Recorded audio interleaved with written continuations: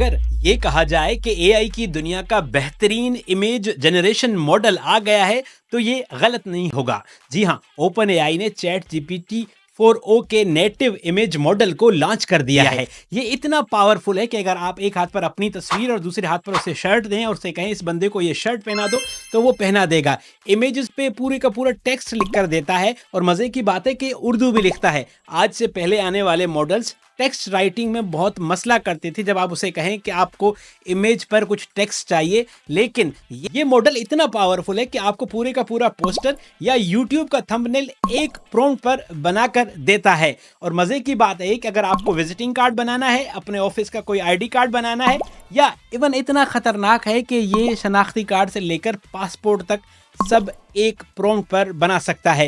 ये कैसे काम करता है, इसमें क्या खतरात हैं, क्या अपॉर्चुनिटीज हैं, उसके लिए मुकम्मल वीडियो उर्दू एआई के यूट्यूब चैनल पर जाकर देखें। अगर आप यहाँ पर नए हैं तो चैनल को फॉलो जरूर कीजिएगा।